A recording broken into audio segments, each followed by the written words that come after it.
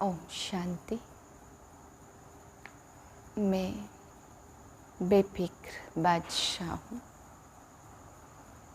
निश्चिंत आत्मा हूँ। पूरे वायुमंडल पर अपना प्रभाव छोड़ने वाली बेफिक्र बादशाह हूँ।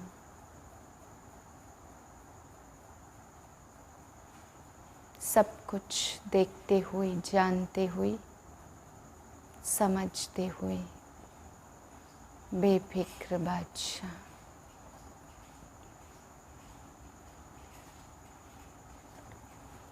अठारह 8/2022 के महावाक्य हैं। मीठे बच्चे, तुम हो रूहानी सर्जन और प्रोफेसर। तुम्हें हॉस्पिटल कम यूनिवर्सिटी खोल अनेकों का कल्याण करना है। प्रश्न है, बाप भी धर्म स्थापन करते और अन्य धर्म स्थापक भी धर्म स्थापन करते, दोनों में अंतर क्या है? उत्तर है, बाप सिर्फ धर्म स्थापक करके वापस चले जाते, लेकिन अन्य धर्म स्थापक अपनी प्रारब्ध बनाकर जाते हैं। बाप अपनी प्रारब्ध नहीं बनाते।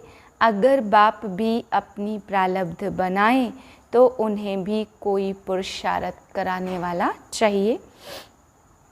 बाप कहते, मुझे बादशाही नहीं करनी है, मैं तो बच्चों की फर्स्ट क्लास प्रारब्ध बनाता हूँ। गीत है, रात के राही थक मत जाना। ओम शांति। जैसे कि बच्चों ने गीत बनाया, गीत का अर्थ तो और कोई जान भी न सके। बच्चे जानते अब घोर अंधियारा पूरा होता, धीरे धीरे अंधियारा होता गया है। इस समय कहेंगे घोर अंधियारा। अभी तुम राही बने हो सोजरे में जाने के लिए अथवा शांति धाम पियर घर जाने के लिए। वह है पावन पियर घर और यह है पतित पियर घर। प्रजापिता में जो पीऊ बैठा है उनको तुम बाप कहते हो। वह तुमको पवित्र बनाकर अपने घर ले जाते हैं। पिता वह भी है, पिता यह भी है। वह है निराकार, यह है साकार। बच्चे कहने वाला सिवाय बेहद के बाप के और कोई हो न सके। बाप ही कहते, क्योंकि बच्चों को साथ घर ले जाना है, पवित्र बनाया और नॉलेज दी। बच्चे समझते पवित्र तो जरूर बनना है। बाप को याद करना है और सारे सृष्टि चक्र को याद करना है। इस ज्ञान में तुम एवर हेल्दी बनते हो। कोई कहते, हमारे लिए कोई सेवा बोलो। सेवा यही है, 3 पैर पृथ्वी के देकर उसमें रूहानी कॉलेज और हॉस्पिटल खोलो तो उन पर कोई बोझा भी नहीं पड़ेगा। इसमें मांगने की तो बात ही नहीं है। राय देते, अगर तुम्हारे पास पैसे हैं तो रूहानी हॉस्पिटल खोल दो। ऐसे भी बहुत हैं जिनके पास पैसे नहीं है, वह भी हॉस्पिटल कम यूनिवर्सिटी खोल सकते। आगे चलकर तुम देखेंगे बहुत हॉस्पिटल खुल जाएंगी। तुम्हारा असली नाम रूहानी सर्जन लिखा होगा। रूहानी सर्जन और प्रोफेसर। व्यवहार कार्य पुरुषों के हाथ में पहले था, आजकल तो माताएं निकली हैं। मेल अथवा फीमेल दोनों रूहानी सर्जन अथवा प्रोफेसर बन सकते हैं। आगे फीमेल नहीं बनती थी, तो अब तुम भी यह रूहानी सर्विस कर सकते हो। ज्ञान की चटक लगी हुई हो, फिर किसको भी समझाना बड़ा सहज है।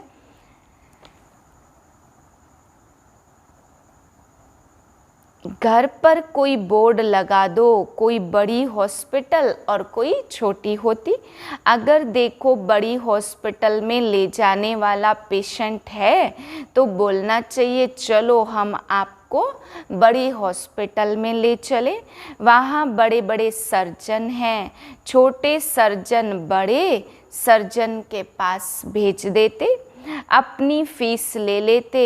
फिर समझते यह मरीज ऐसा है, इसको बड़ी हॉस्पिटल ले जाना चाहिए, ऐसी राय देते हैं। तो ऐसे सेंटर खोलकर उसमें बोर्ड लगा दो तो मनुष्य वंडर खाएंगे। यह तो कॉमन समझने की बात है। कलयुग के बाद सतयुग जरूर आता है। भगवान बाप की नई दुनिया स्थापन करने वाला है। ऐसा बाप मिल जाए तो हम क्यों न वर्षा लेवे।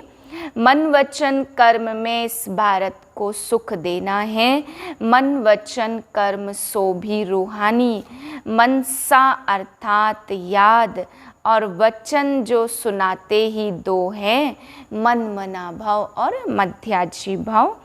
बाप और वर्षे को याद करो तो दो वचन हुए ना।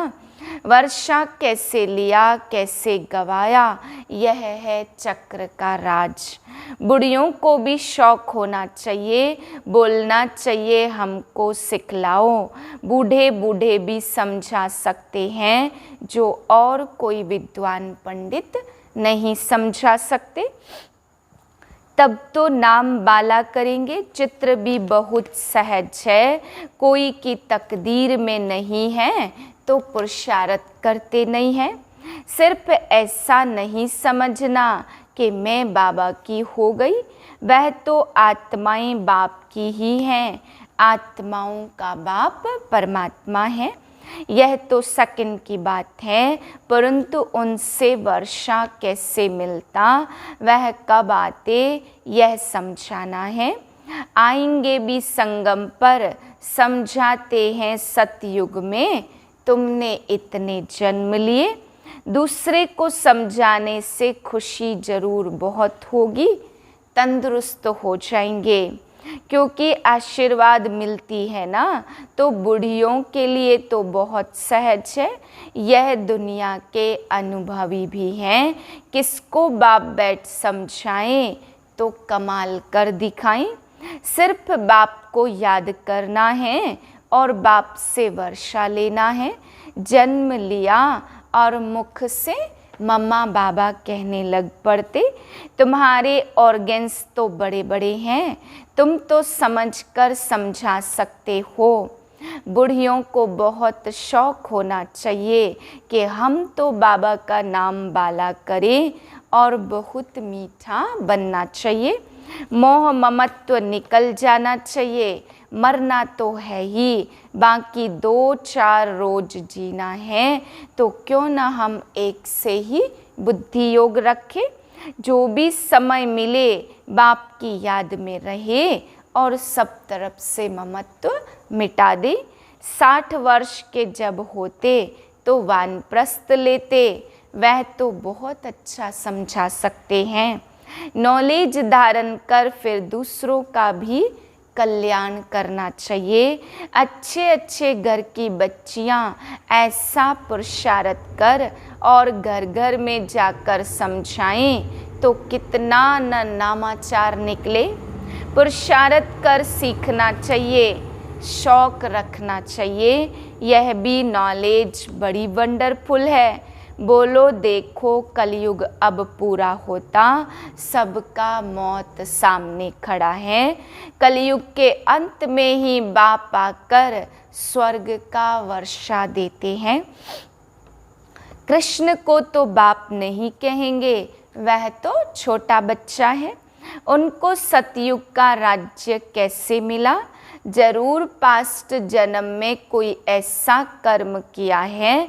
तुम समझा सकते हो कि बरोबर इतने पुरुषार्थ से यह प्रारब्ध बनी है।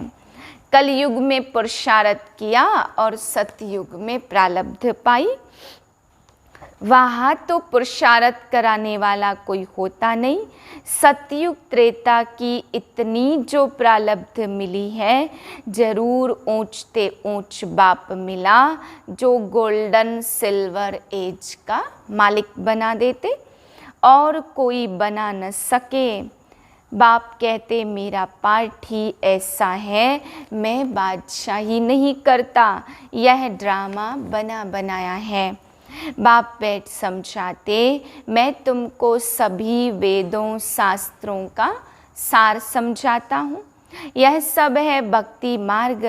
अब भक्ति मार्ग पूरा होता, वह है उतरती कला। अब तुम्हारी होती चढ़ती कला। कहते हैं ना, चढ़ती कला सर्व का भला। सब मुक्ति जीवन मुक्ति को पा लेते, फिर पीछे 16 कला से उतरते उतरते 9 कला में आना है। ग्रहण लग जाता, ग्रहण थोड़ा थोड़ा होकर लगता है, यह तो है बेहद की बात। अभी तुम संपूर्ण बनते हो, फिर त्रेता में 2 कला कम होती, थोड़ा काला बन पड़ते, इसलिए पुरुषार्थ सतयुग की राजाई के लिए करना चाहिए। कम क्यों लेवे, परंतु सभी के इम्तहान पास कर नहीं सकते जो 16 कला संपूर्ण बने। बच्चों को पुरुषार्थ करना और कराना है। इन चित्रों पर बहुत अच्छी सर्विस हो सकती है। बड़ा क्लियर लिखा हुआ है। बोलो, बाप स्वर्ग की रचना रचते हैं तो फिर हम नरक में क्यों पड़े। यह दुनिया पुरानी नरक है ना, तो इसमें दुख ही दुख है। फिर जरूर नई दुनिया सतयुग आना चाहिए। बच्चे निश्चय बुद्धि हैं, यहाँ कोई अंधश्रद्धा की बात नहीं है।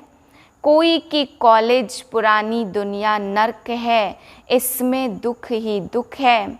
बच्चे निश्चय बुद्धि हैं, यह कोई भी कॉलेज विनाश के बाद दूसरे जन्म में तुम पाएंगे।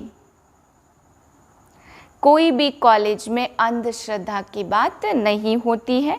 एम ऑब्जेक्ट सामने खड़ी है, यहाँ यह पढ़ाई की प्रारब्ध।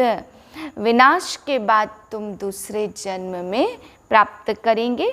बाप कहते हैं, मैं उनसे नहीं मिलता। जब तुम्हारी भक्ति पूरी हो जाती, तब भगवान आते हैं। ऐसे थोड़े कि शरीर का लोन लिया है तो उसको अपनी मिल्कियत समझेंगे, नहीं समझेंगे मैं किराएदार हूँ। यह ब्रह्मा खुद भी बैठे, उनको भी बिठाना है। जैसे किसी मकान में खुद मालिक भी रहते और किराएदार भी रहते हैं। बाबा तो सारा समय इसमें नहीं रहेंगे। इनको हुसैन का रथ कहा जाता। जैसे क्राइस्ट की आत्मा ने किसी बड़े तन में प्रवेश कर क्रिश्चियन धर्म स्थापन किया। छोटेपन में शरीर दूसरे का था, वह छोटेपन में अवतार नहीं था। नानक में भी पीछे सोल प्रवेश कर सिख धर्म स्थापन करती। यह बातें वह लोग नहीं समझ सकते। अभी कृष्ण तो है सतयुग का पहला प्रिंस। उनको द्वापर में क्यों ले गए हैं? राजधानी उनकी कैसे स्थापन हुई? लक्ष्मी नारायण कैसे बने? यह किसकी बुद्धि में नहीं है। तुम जानते हो, बाप एक ही बार अवतरित होते पतितों को पावन बनाने। कृष्ण जयंती पर भी सिद्ध करना है कि श्री कृष्ण ने तो ज्ञान दिया नहीं, जिसने उनको बनाया पहले तो उनकी जयंती मनानी चाहिए। शिव जयंती पर मनुष्य व्रत आदि रखते, लोटी चढ़ाते, सारी रात जागते हैं।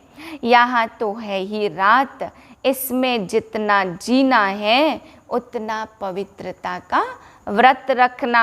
व्रत धारण करने से ही पवित्र राजधानी के मालिक बन जाएंगे। श्री कृष्ण जयंती पर समझाना चाहिए, कृष्ण गोरा था, अभी सांवरा बन गया है, इसलिए श्याम सुंदर कहते। कितना सहज ज्ञान है श्याम सुंदर का अर्थ समझाना। चक्र कैसे फिरता, तुम बच्चों को खड़ा होना चाहिए। शिव शक्तियों ने भारत को स्वर्ग बनाया। यह किसको पता नहीं है, ज्ञान भी गुप्त, बाप भी गुप्त और शिव शक्तियाँ भी गुप्त हैं।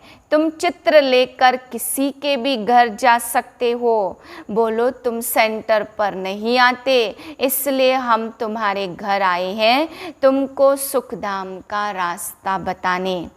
तो वह समझेंगे यह हमारे शुभ चिंतक हैं। यहाँ कनरस की बात नहीं है, पिछाड़ी में मनुष्य समझेंगे बरोबर हमने लाइफ व्यर्थ गवाई, लाइफ तो इन्हों की है।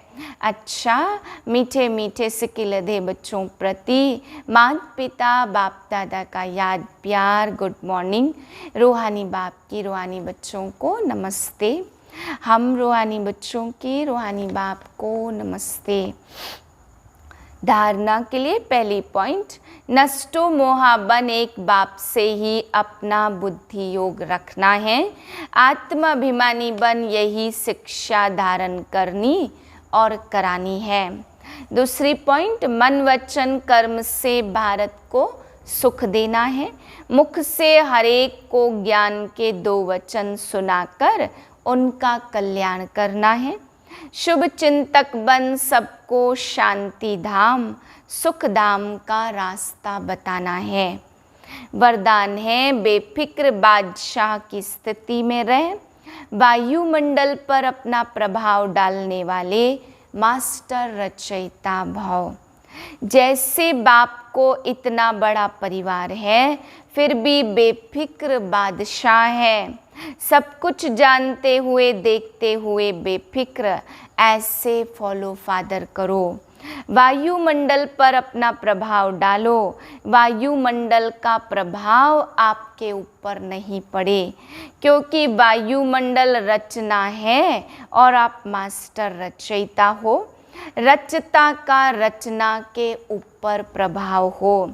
कोई भी बात आए तो याद करो कि मैं विजयी आत्मा हूँ, इससे सदा बेफिक्र रहेंगे, घबराएंगे नहीं।